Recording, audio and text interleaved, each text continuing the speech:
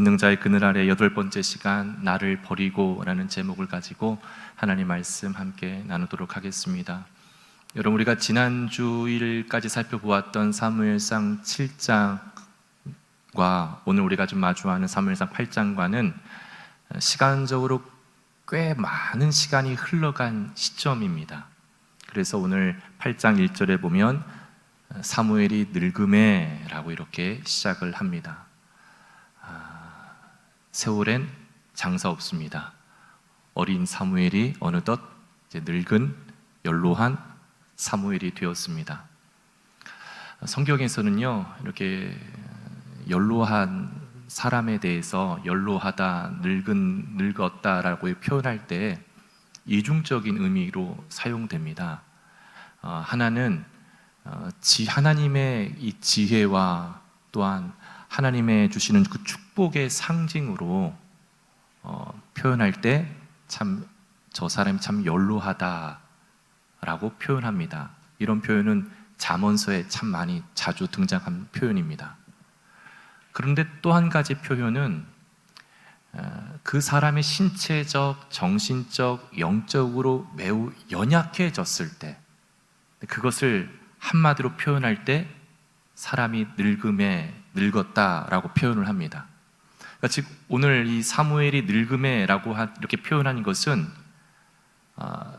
전자일까요, 후자일까요? 참 안타깝게도 여러분들 분명히 뭐라고 얘기했는데 저는 하나도 안 들리거든요. 마스크를 써서 그런지 후자입니다. 안타깝게도. 그래서 사무엘이 늙었을 때에 신체적, 정신적, 영적으로 연약해졌을 때 해서는 안 될 일을 하고 맙니다. 그것이 무엇인가 하면 오늘 8장 1절 2절에 같이 한번 보시면 사무엘이 늙음에 그의 아들들을 이스라엘 사사로 삼으니 장자의 이름은 요엘이요 차자의 이름은 아비야라. 그들이 브엘세바에서 사사가 되니라. 사무엘이 단순히 신체적으로만 연로한 것이 아니라 정신적, 영적으로 연로하다 보니, 연약해지다 보니 어떤 해서는 안 될 일을 하냐면 자기의 아들들을 사사로 임명했다라는 것이죠. 이게 왜 잘못된 것이냐 하면, 여러분, 이스라엘 사사 제도는 사람이 임명할 수 있는 것이 아니었기 때문입니다. 하나님이 지명한 사람, 하나님의 영에 의하여 감동된 사람, 그 사람을 하나님이 세우면 온 이스라엘 백성들이 한 번에 알아본 겁니다. 하나님이 세운 사람이구나. 그래서 하나님은 그를 통하여 하나님의 통치 리더십을, 하나님의 왕되심을 그 사사를 통하여 펼치셨던 것입니다.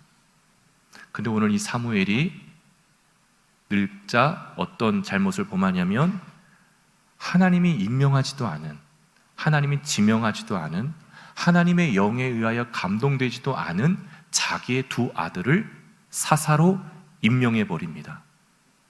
사사직을 한마디로 세습해 버린 겁니다. 세습. 굉장히 안 좋은 겁니다. 사사 제도는 세습이 아니라 하나님의 은혜의 원리로 되어지는 것입니다. 그럼에도 오늘 이 사무엘이 그 최고의 하나님의 선지자였던 이 사무엘이 마지막 노년에 한 가지 커다란 잘못을 했는데, 그것이 바로 자기의 두 아들을 사사직을 세습한 것이었던 것이죠. 이것을 성경은 지금 그의 잘못을 사무엘이 늙음에라고 이렇게 표현을 한 겁니다. 이것을 통하여서 하나님이 언짢으셨다는 것을 우리가 감지해야 됩니다. 두 아들이 브엘세바, 즉 이스라엘 최남쪽 끝단입니다. 이 남쪽 끝단에서 브엘세바에서 사사직을 감당하도록 임명해 버립니다. 그러니까 즉 전 이스라엘 영토의 사사직은 아닌 겁니다. 아직도 유효하게 사무엘이 사사였던 것이고, 하나님께서 그 이후에 누구도 아직 임명하지 않았던 것이죠. 하나님이 여전히 사무엘을 사사로 바라보고 임명하셨고 지명하셨고 계속 유지시키고 계셨던 겁니다. 그럼에도 자기 임의대로 자기 두 아들을 세습했다는 것이죠. 자, 이렇게 하나님이 지명하지도 않았고 하나님의 영에 의하여 감동되지도 않았던 이 사무엘의 두 아들이 사사직을 세습하였던 이 사사직을 그럼 잘 감당했을까? 자, 우리 말씀 사무엘상 8장 3절 말씀 함께 같이 한번 읽어보도록 하겠습니다. 그의 아들들이 자기 아버지의 행위를 따르지 아니하고 이익을 따라 뇌물을 받고 판결을 굽게 하니라. 아멘. 안타깝게도 사무엘의 두 아들들은 사무엘이 걸어갔던 그 행동의 그 길을 따라가지 아니하였다라는 거예요. 특별히 이 두 아들이 사사직을 감당하면서 했던 수많은 범죄들이 많았을 겁니다. 잘못들, 좌충우돌하는 것들이 많았을 거예요. 그것들 가운데 한 가지만을 딱 부각시킵니다. 그것이 무엇인가 하면 뇌물을 받았다라는 겁니다. 왜냐하면 이 뇌물을 왜 이렇게 강조하냐면, 여러분, 이스라엘 나라는 가나안 땅에 들어가기에 앞서서 이미 하나님과 언약을 갱신한 공동체입니다. 그 하나님의 계명을 먼저 받은 겁니다. 그 땅에 들어가서 해야 될 일, 하지 말아야 될 일들을 이미 받았습니다. 그것 가운데 하나가 뇌물을 하나님이 계명으로 금지시켰습니다. 왜냐하면 왜 뇌물이 그렇게 안 좋은가 하면, 하나님은 하나님의 나라를 지금 가나안 땅에 세우려고 하나님의 택한 백성들을 400년 동안의 노예 생활하고 있는 그들을 건져 구원해 내셔서 들어가게 하시는 겁니다.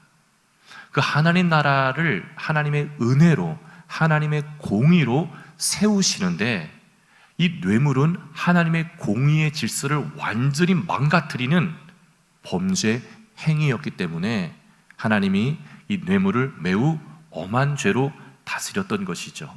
그런데 누가? 사무엘의 두 아들이, 그것도 사사직을 세습, 즉 사사라고 자처하는 그들이 해서는 안 될 하나님의 계명을 어기고 맙니다. 소문이 파다하게 다 퍼졌겠죠. 이러한 기회를 이스라엘의 모든 장로들이 놓치지 아니합니다. 그리고 사무엘이 있는 라마까지 전 장로들이 찾아가 지금까지 자기들이 착실하게 준비해온 어떤 계획을 공개적으로 이제 요구하게 되는 것이죠. 그것이 무엇인가 하면 8장 4절과 5절 말씀에 보시면, 이스라엘 모든 장로가 모여 라마에 있는 사무엘에게 나아가서 그에게 이르되, 보소서, 당신은 늙고 당신의 아들들은 당신의 행위를 따르지 아니하니 모든 나라와 같이 우리에게 왕을 세워 우리를 다스리게 하소서 한지라. 아멘. 자, 이스라엘 장로들이 사무엘에게 와서 단도직입적으로 무엇을 요구합니까? 왕을 달라. 다른 모든 나라와 같이 우리에게도 왕이 필요하다. 그러니 왕을 세워달라 라고 요구를 하는데, 그 근거를 두 가지 이유를 달아요. 첫 번째, 당신은 너무 늙었다. 그리고 두 번째, 당신의 아들들은 당신을 따르지 아니한다. 근데 여기서 얘기하는 한마디로, 그러니 당신도 물러나라는 겁니다. 자, 사사는 누가 임명한다고요? 국민의 투표로 이루어지는 거예요? 아니면 하나님이 지명한 사람이 사사인 거예요? 국민의 투표가 아니라 하나님이 지명하는 겁니다. 근데 지금 이스라엘 백성들이 사무엘이 늙었다고 해서 아직 하나님께서 사무엘을 거두지도 않았는데 늙었으니 이제 비키라는 거예요. 그리고 왕을 달라는 겁니다. 그런데요, 사무엘은 이들이 이렇게 표면적인 이유로 이야기한 그 이면의 숨은 의도를 간파합니다. 단순히 왕을 달라고 하는 요구가 사무엘 자신이 늙었고 사무엘의 두 아들이 잘못된 길을 가기 때문에 달라고 하는 것이 아니라, 그러니까 우발적으로 지금 이들이 계획을 낸 것이 아니라 매우 착실하게 차곡차곡 주도 면밀하게 이 계획을 준비하여서 공개적으로 이야기한 것이죠.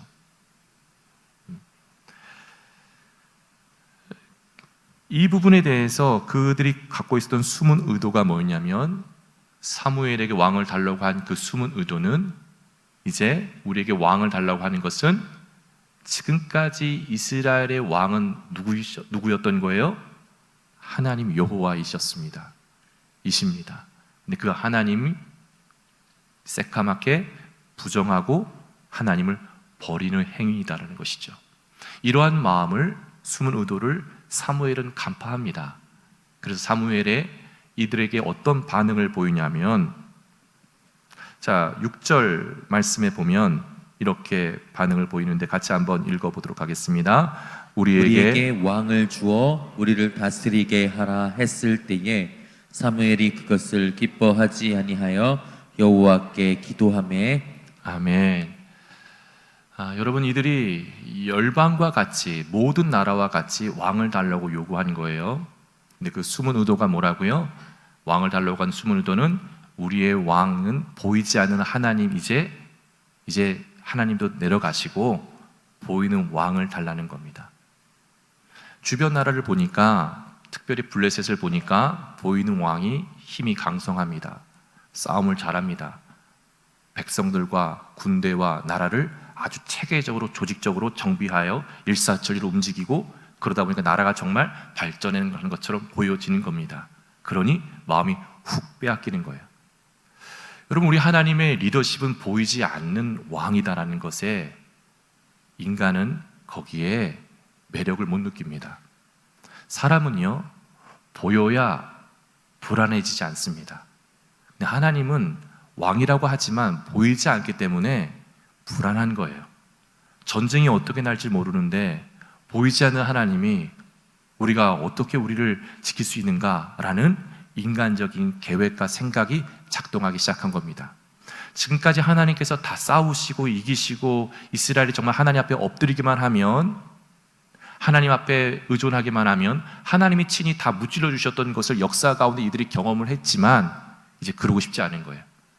하나님 의지하기보다 그냥 힘 있는 왕이 우리를 지켜주면 좋겠다라고 얘기하는 겁니다. 여러분, 이것을 이들이 지금 하나님을 버린다고 해가지고 하나님께 예배하지도 제사를 드리지도 않는다, 그걸 아닙니다. 그거 다 하겠다라는 거예요. 종교적인 행위는 다 하겠다라는 거예요. 그러나 우리에게 왕을 달라고 하는 겁니다. 이거와 같은 거예요. 여호수아에게 하나님이 두려워하지 말라, 너 가나안 땅으로 들어가, 내가 너와 함께 할 거야 라고 말씀하셨어요. 하나님이 사람과의 관계가 늘 이런 식이잖아요. 말씀하시고 그 말씀을 하나님의 사람들은 믿고 나아갈 때 하나님께서 믿음에 가는 그 여정에 하나님의 함께 하심을 보여주는 것이죠. 근데 사람은요, 그렇게 보이지 않는 하나님이 말씀하신 것, 말씀으로만 찾아오셨을 때 그게 성에 안 차는 겁니다. 하나님이 함께 하시는 뭔가 증거를 보여달라는 거예요. 하나님, 저를 정말 함께 하신다고요? 그럼 제가 지금 돈이 필요한 돈을 주세요.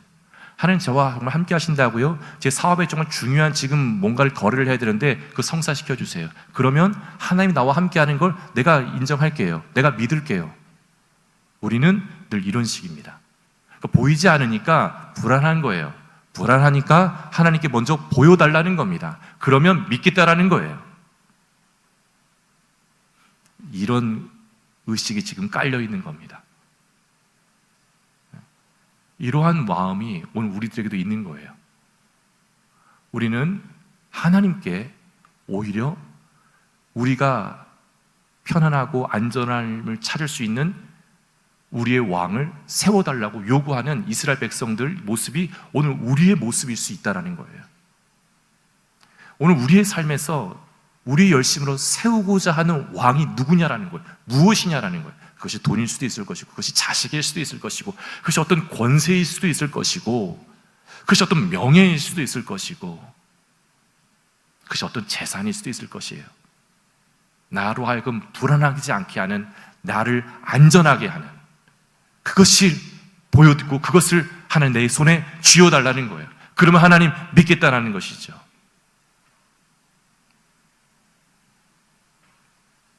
오늘 우리가 읽었던, 조금 전에 읽었던 6절에 보면 이런 모든 걸 간파하고 사무엘이 기뻐하지 아니했다라고 합니다. 이 우리말 성경에서는 기뻐하지 아니했다라고 했지만 원래 원문의 표현은 불쾌하게 여겼다라는 표현입니다. 그러니까 우리말 성경이 좀 매우 순화적으로 지금 의역을 한 겁니다. 그러니까 이런 표현은 그냥 직역해도 될 표현인데 불쾌하게 여긴 겁니다. 간파했다라는 것이죠. 그러니까 우리가 하나님의 사람들이 세상 속에 살면서 불쾌하게 여길 수 있어요. 근데 불쾌하게 여길 때, 그런 감정이 밀려올 때 어떻게 해야 되느냐를 오늘 이 사무엘의 모습을 통해서 우리가 좀 레슨을 이 영성을 좀 배워볼 필요가 있는 겁니다. 사무엘이 불쾌함이 밀려왔을 때 그들에게 그 불쾌한 감정을 쏟아부었는가? 그렇지 않아요. 불쾌한 감정은 들었어요. 불쾌한 마음은 들었어요. 그러나 그들과 싸우지 않은 거예요. 그들과 논쟁하지 않았어요. 우리는 그렇잖아요. 나를 불쾌하게 여기면 나를 불쾌하게 여긴 그 사람 끝장내야 됩니다. 우리 교회 사람들 말고요. 저쪽 교회 사람들 다 끝장내더라고 보니까 막 인정사정 볼 것 없이 막 싸우고 막 다 풀고 다 그냥 해소하려고 하더라고요. 근데 오늘 사무엘이 그러지 않은 거예요. 어떤 자기가 지금 코너에 밀린 것 아니에요? 그런 상황 속에 지금 이 불쾌한 감정을 풀기 위해서 정치적인 협상 딜 하지 않아요. 그가 지금 무엇을 하느냐? 그가 어디에 누구에게 나아가느냐? 그가 이 불쾌한 감정을 가지고 곧 이어지는 말씀이 여호와께 기도했다라는 거예요. 이게 중요한 영성입니다. 우리가 세상 살면서 불쾌한 감정 들 수 있다라는 것, 근데 그 불쾌한 감정을 그 사람에게 푸는 것이 아니라 불쾌한 감정을 하나님께 가지고 나아가 간절히 호소해야 된다는 것.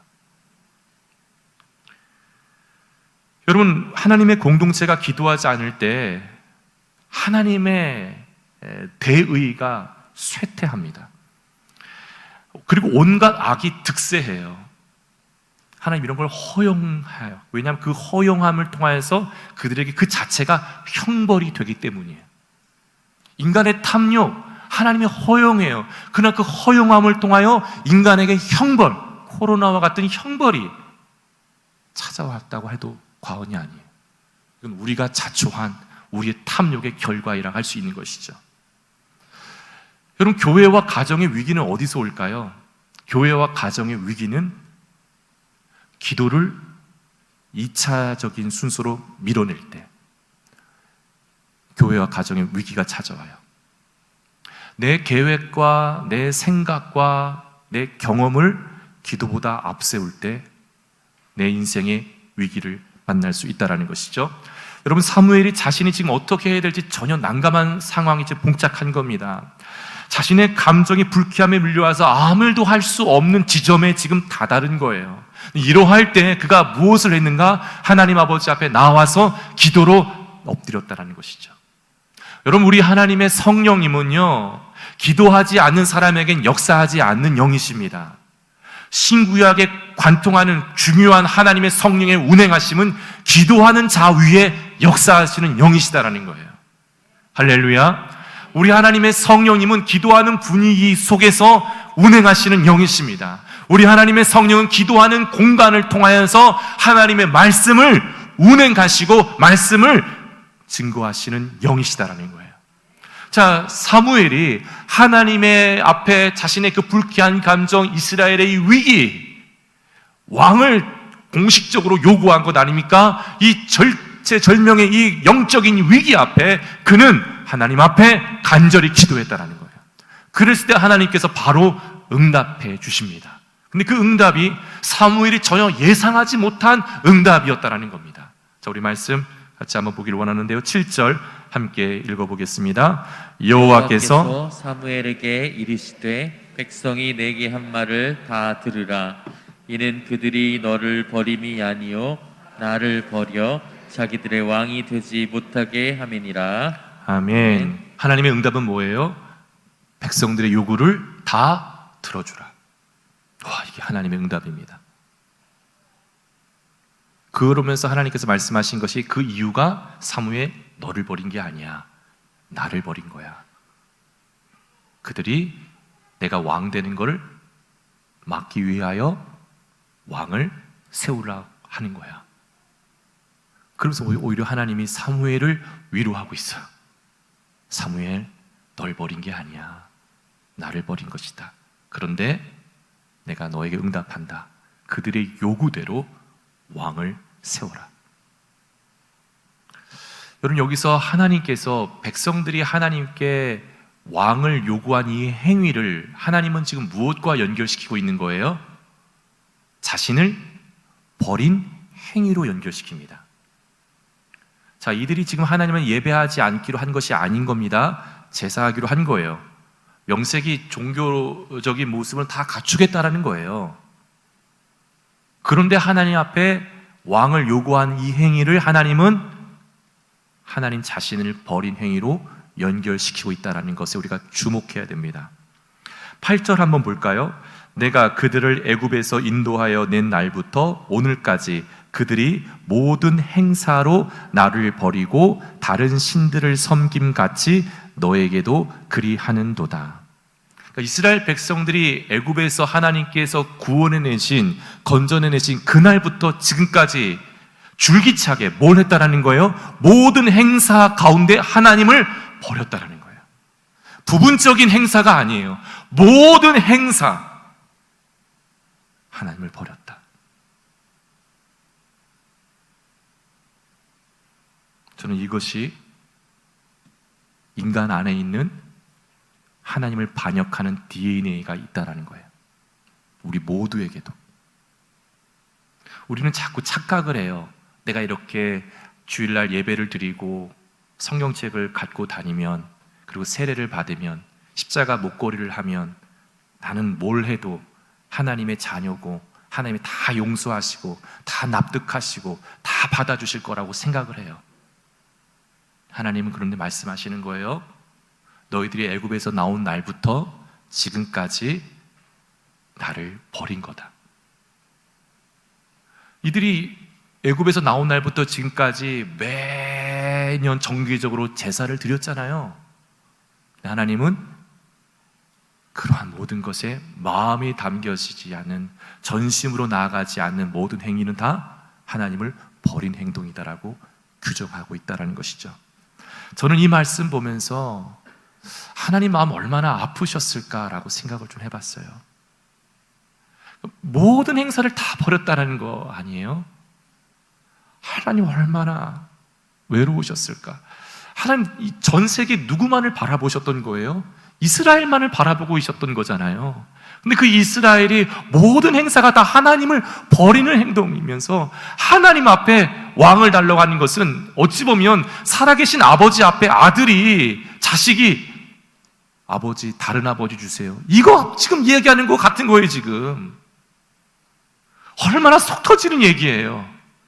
내가 시퍼렇게 살아있는 아버지 앞에서 자식이 하는 말이 새로운 아버지를 달라는 거예요.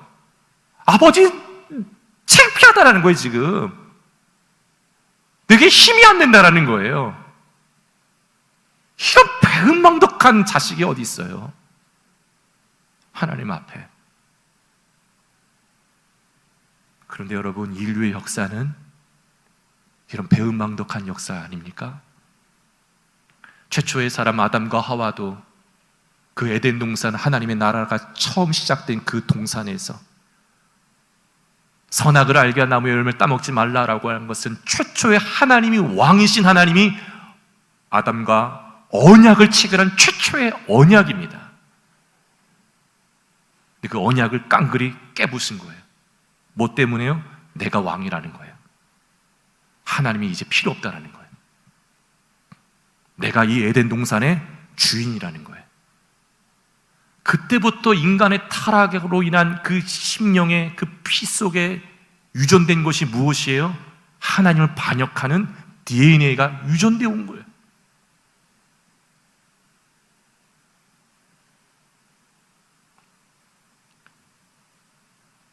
여러분, 이런 이스라엘 백성들에게 하나님은 어떤 마음으로 늘 대하셨고 어떤 모습으로 이스라엘 옆에 있었냐면, 사무엘상 10장 19절에 보면요, 너희는 너희를 모든 재난과 고통 중에서 친히 구원하여 내신 너희의 하나님을 오늘 버리고 이르기를 우리 위에 왕을 세우라 하는도다. 하나님이 어떻게 하셨다고요? 이렇게 이들이 때에 모든 순간에 하나님을 버리는 행위를 하셨음에도 불구하고 하나님은 이들 옆에서 어떻게 하셨다고요? 모든 재난과 모든 고통에서 건지시고 구원해내셨다. 와, 이런 반대가 어디 있어요? 하나님의 선택한 하나님의 언약으로 구원해낸 이스라엘 백성들은 모든 순간과 행사를 다 버리는 행동들이었는데, 하나님은 그런 이들에게 찾아온 모든 재난과 모든 고통 중에서도 건지시고 구원해내신 일을 계속적으로 하셨다라는 것. 근데 이런 하나님을 지금 공개적으로 버리고 있는 거예요. 이제 하나님 왕에서 물러나시라는 거예요. 와, 하나님 트라우마잖아요. 트라우마. 에덴 동산에서의 트라우마. 물러나라는 것. 제가 하나님이라고 그냥 확 짓밟을 것 같아요. 그냥 나타나가지고 정말 그래? 내가 궁금했어? 불로 그냥 막 천둥 번개로 그냥 확 한 번 할 텐데, 하나님 그러지 않는다라는 거. 하나님의 대답은 뭐예요? 응답은 뭐예요? 그들의 요구대로 들어줘라. 그들의 요구대로 들어줘라. 여러분, 누가복음 19장에 보면요, 예수님이 한 가지 비유를 들어요. 그 비유가 은열무나 비유 이야기입니다. 은열무나 비유 이야기에 등장하는 인물은 어떤 귀인이에요. 그 귀인이 왕으로 등극해요. 그래서 왕위를 가지고 가려고 이제 길을 떠나기 앞서서 자신의 종 10명을 불러 모읍니다. 그리고 그들에게 은화를 나눠줘요. 그리고 이렇게 이야기합니다. 내가 올 때까지 이 은화로 장사해라. 그리고 이제 왕위를 가지고 가려고 떠나죠. 그런데 이 10명이 모여서 무엇을 모의하는 줄 알아요? 자, 누가복음 19장 14절에 보면요, 그런데 그 백성이 그를 미워하여 사자를 뒤로 보내어 이르되 우리는 이 사람이 우리의 왕됨을 원하지 아니하나이다.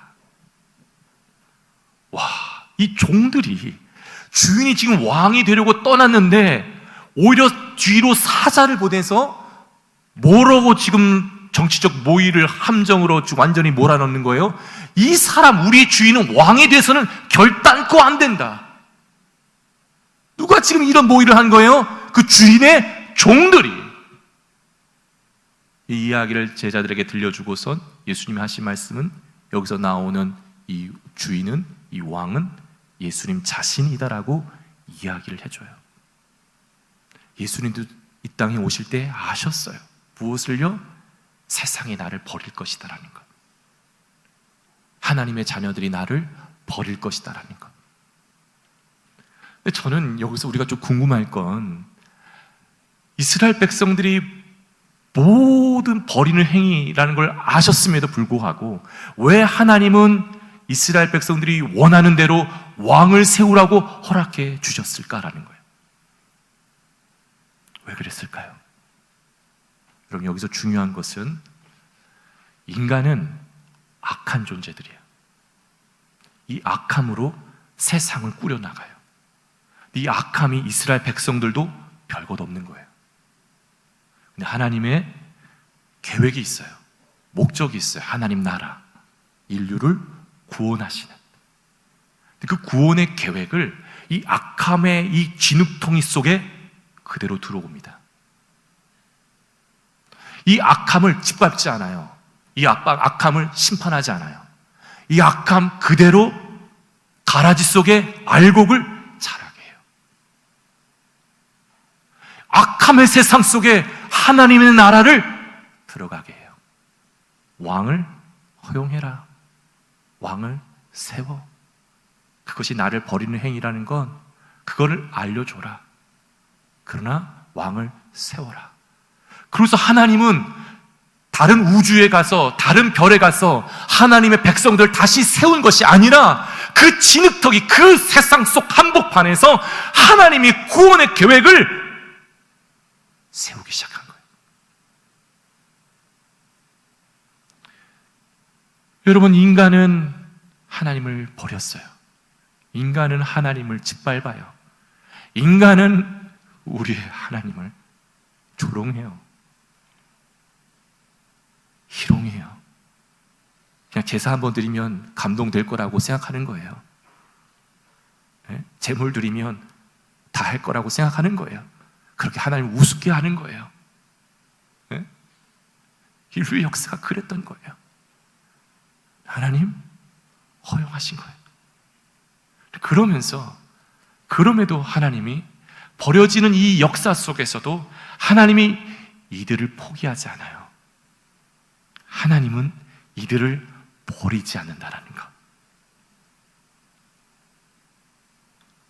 우리 주 예수 그리스도께서 이 땅에 오셔서 버려지십니다. 하나님은요, 하나님의 구원의 계획을, 하나님의 나라를 하나님의 집으로 표현을 해요. 하나님의 구원의 집, 하나님의 건물로 표현을 해요. 그러면서 하나님께서 이 집을 세워감에 있어서 멋진 자재들 있잖아요. 화려한 돌, 멋진 돌, 강한 돌, 웅장한 돌을, 이 하나님의 거대한 구원의 집을 세우는 주춧돌, 모퉁이돌을 삼는 것이 아니라 건축자들조차도 버려진 그 돌을 끄집어 그 돌을 하나님의 구원의 집에 모퉁이돌로 삼겠다는 거예요. 그 버려진 돌이 누구냐? 사도행전 4장 11절에 보면 이 예수는 너희 건축자들의 버린 돌로서 집 모퉁이의 머릿돌이 되었다. 여기서 집은 무엇을 가리키는 거예요? 하나님 나라를 가리키는 거예요. 하나님의 나라는 인간의 악함을 하나님의 힘으로 제압하지 않았다라는 거예요. 인간의 악함의 세상 속에 악함은 흘러가고 있었지만 하나님의 나라는 어떻게 이 악함을 전복했느냐? 하나님의 힘으로, 하나님의 강함으로 인간의 악함을 전복한 것이 아니라 하나님이 버려지심으로, 하나님이 짓밟히심으로, 하나님의 약함으로 강함을 이긴다는, 하나님의 버려짐으로 이 악함을 이기겠다는 거예요. 하나님의 선함으로 악함을 전복시키겠다는 거예요. 이러한 구원의 계획을 가지고 우리를 초청하고 있는 거예요. 우리는 오늘 여기까지 오기 전까지는 하나님을 버리는 인생을 살았는지 몰라요.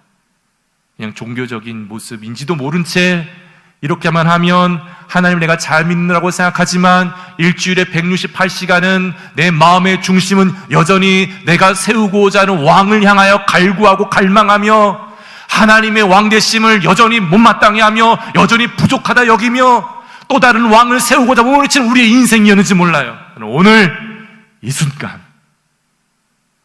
우리의 왕이신 예수 그리스도, 그 한 분이면 족한 겁니다. 그 한 분에게 내 마음을, 내 전심을 드리며 나아갈 때 사무엘상 10장 19절의 말씀처럼 너희를 모든 재난과 모든 고통에서 건지실 이는 오직 하나님 한 분밖에 없다라는 것.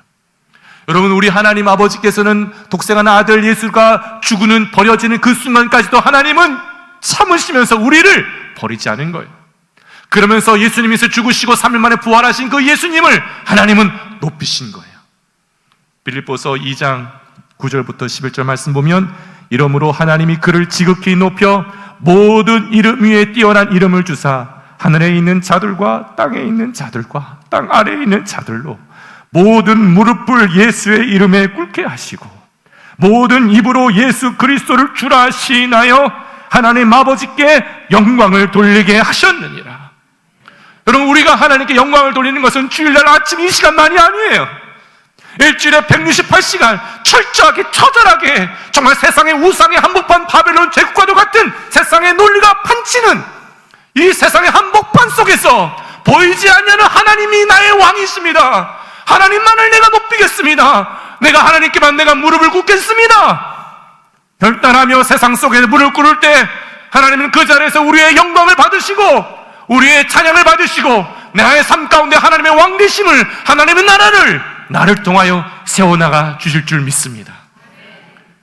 여러분, 우리가 오늘서부터는 하나님의 마음을 아프게 하지 않았으면 좋겠어요. 하나님의 마음을 시원하게 하며 내 안에 계신 성령을 탄식하게 하는 자가 아니라 내 안에 계신 성령을 춤추게 하는 자로, 하나님의 말씀에 순종하는 자로 살아갈 수 있는 사랑하는 송악교의 모든 지체들 될 수 있기를 주님의 이름으로 축복합니다. 우리 같이 함께 찬양하며 나아가겠습니다. 얼마나 아프실까? 하나님의 마음을 함께 찬양합니다.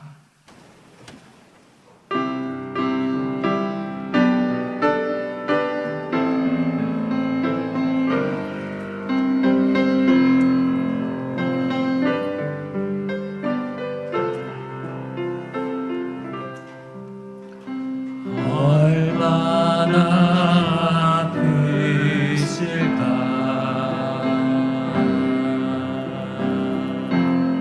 하나님의 마음은 인간들을 위하여 아들을 제물로 삼으실 때 얼마나 아프실까? 얼마나 아프실까?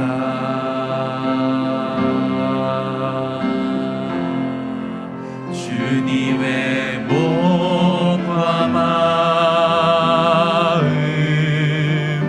사람들을 위하여 십자가에 달려 제물 되실 때 얼마나 아프실까? 하나님 가슴은 독생자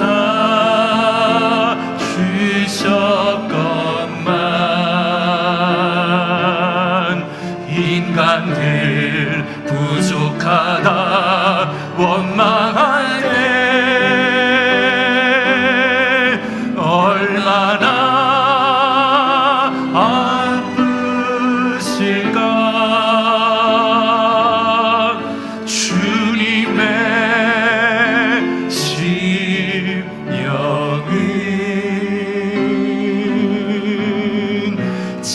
자신을 주셨건만 사람들 부인하며 욕할 때 다시 한번 찬양할까요? 얼마나 아프실까? 하나님의 마음은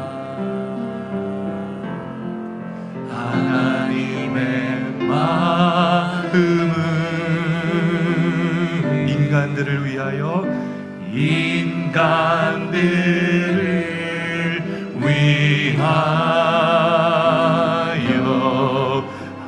아들을 제물로 삼으실 때 얼마나 아프실까? 얼마나 아프실까?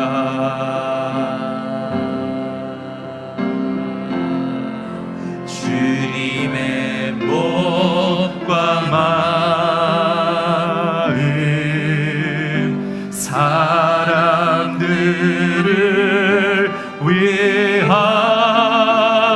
위하여 십자가에 달려 제물 되실 때 얼마나 아프실까? 하나님 가슴은 독생자 주셨건만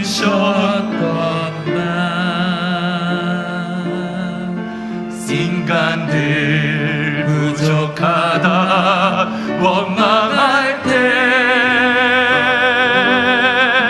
얼마나